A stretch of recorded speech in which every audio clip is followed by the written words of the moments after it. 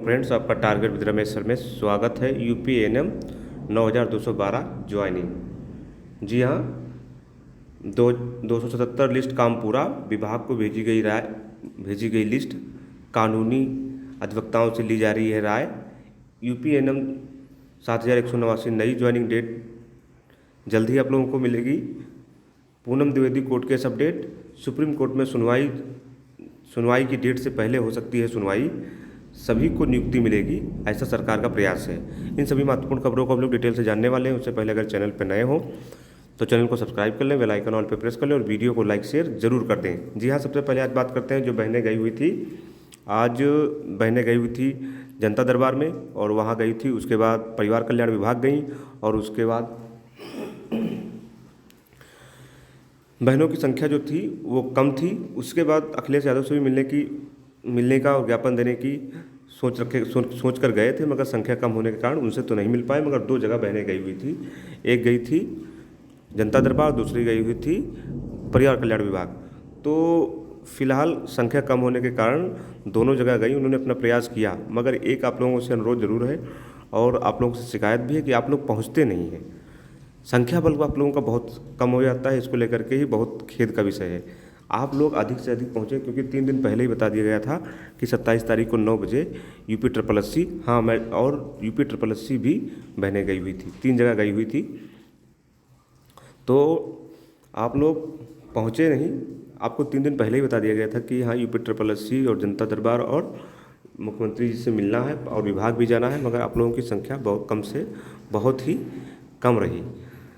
फिलहाल आप लोग संख्या अपनी बढ़ाइए, तभी आप लोगों की बात सुनी जाएगी और तभी दबाव ऊपर तक जाएगा। दूसरी बात, यूपी ट्रिपल एससी ने 277 का जो कैंडिडेट है उनकी लिस्ट का काम पूरा कर लिया है और लिस्ट भी विभाग को भेज दी गई है, पूरी अधिवक्ता महोदय को भी दे दी गई है और अब विधिक राय ली जा रही है। विधिक राय लेने के पश्चात यही लिस्ट सुप्रीम कोर्ट में लगा दी जाएगी, सुप्रीम कोर्ट में रजिस्टर कर दी और एप्लीकेशन भी लगाया जा सकता है, क्योंकि कोर्ट ने 4 हफ्ते का समय दिया था आयोग को और 4 हफ्ते से पहले उन्होंने कार्य पूरा कर लिया। तो एप्लीकेशन लगा भी सकते हैं कि हमको 20 तारीख जो डेट है वो कोई कार्ड लिस्ट जारी नहीं हुई है, लाइकली है, मतलब हो भी सकती है, ऐसा है। तो अभी कार्ड लिस्ट जारी नहीं हुई, वो डेट भी बदल सकती है। अगर एप्लीकेशन सरकार लगा देती है, यूपी ट्रिपल एससी आयोग लगा देता है कि हमने कार्य जो आपने कार्य दिया था 4 हफ्तों में करने के लिए, वो कार्य हमने पूरा कर दिया है, तो आप मुझे मैं उससे पहले सुनवाई करवाना चाहता हूँ, ऐसा मतलब एप्लीकेशन अगर दे देते हैं अधिवक्ता महोदय के माध्यम से, तो सुनवाई पहले भी हो सकती है।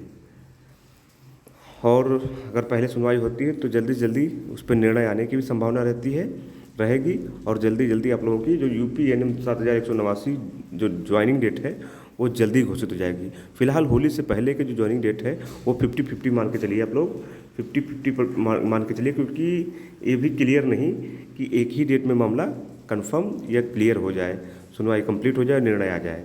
तो 50-50 को मान के चलिए, मगर सरकार की मंशा यही है कि सभी लोग, किसी को छोड़ना नहीं चाहती, वो सभी को ज्वाइनिंग देना चाहती है।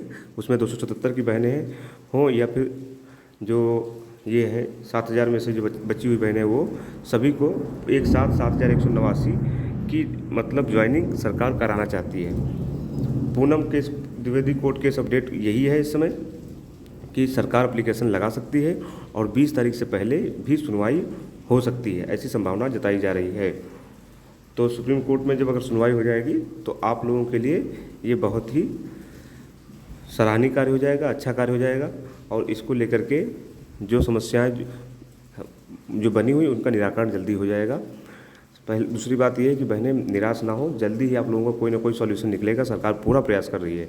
सरकार ने आयोग के अन्य कार्य छोड़ करके आप लोगों का कार्य शुरू कर दिया और बहुत ही युद्ध स्तर पे काम किया है। 2 दिन पहले ही शुरुआत की थी लिस्ट बनाने को लेकर के और अभी 2 दिन, आज सोमवार को मैंने पिछली वीडियो में बताया था कि कंप्लीट हो जाएगा कार्य और लिस्ट बनाने का कार्य सोमवार में कंप्लीट हो गया। मंगलवार को मैंने बताया था कि ये लिस्ट सुप्रीम कोर्ट में लग जाएगी, तो पूरी संभावना है कि कल लिस्ट लग जानी चाहिए। फिलहाल अधिवक्ताओं से कानूनी राय ली जा रही है। बिना कानूनी राय के लिए सरकार जो है इस लिस्ट को सुप्रीम कोर्ट में नहीं लगाएगी जब तक पूरे पहलुओं पर विचार विमर्श नहीं कर लिया जाएगा कि क्या संभावना हो सकती है 277 को लेकर के, क्या संभावना हो सकती है 6912 को लेकर के। पूरी संभावनाओं को पर विचार विमर्श करने के पश्चात ही ये सरकार कोर्ट में ये लिस्ट देगी। अब थोड़ा बात कर लेते हैं कट ऑफ को लेकर के। तो कट ऑफ जो है UR, EWS, OBC, SC, ST इनकी जो कट ऑफ में थोड़ा बहुत अंतर हो सकता है, मगर 277 बहनों की जो कट ऑफ होगी, जो 277 बहनें जो UR में सेलेक्टेड हुई हैं उनकी कट ऑफ में, UR की कट ऑफ में थोड़ा अंतर हो सकता है, 0.5% का अंतर आ सकता है, 0.5, 0.6, 0.7 ऐसा अंतर आ सकता है कट ऑफ में UR की। और OBC की कट ऑफ में भी थोड़ा मोड़ा अंतर आ सकता है। OBC की कट ऑफ में भी लगभग 0.5, 0.6, 0.7 ऐसा अंतर आ सकता है फिलहाल। और SC ST की भी थोड़ा थोड़ा अंतर आ सकता है, क्योंकि UR में जो है सभी क्वालिफाई करते हैं, वो किसी एक की सीटें नहीं होती हैं, सभी की सीटें होती हैं, तो उसमें भी अंतर आ सकता है। फिलहाल कट ऑफ बहुत ज़्यादा नहीं जाएगी, तो इसलिए आप लोग जो कट ऑफ को लेकर बहुत चिंतित ना हो। जो 51 नंबर से ऊपर है वो निश्चिंत रहे, उन लोगों का कहीं नहीं जाने वाला है। और 42 से ऊपर जिनका 42.5 से ऊपर जिनका है 42.5 जिनका OBC का है वो भी निश्चित रहे। और जो 35 से ऊपर जिनका है SC का वो भी निश्चित रहे। EWS वाले तो समस्या जो 921 सीटें थी उसमें से जो माइनस करके 277 सीटें UR में जोड़ दी गई, यही समस्या का कारण बन गई, जिसको लेकर के ये विवाद उत्पन्न हो गया। फिलहाल कट ऑफ में बहुत अंतर जाने वाला नहीं है, 0.5, 0.6 का ही अंतर पड़ेगा।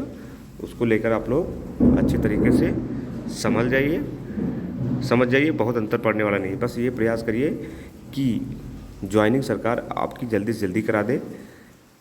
तो सरकार तो फिलहाल प्रयासरत है, मगर आप लोग ज्ञापन देना और अपनी बात ऊपर तक पहुंचाना, इसको लेकर के कभी शांत मत होइएगा।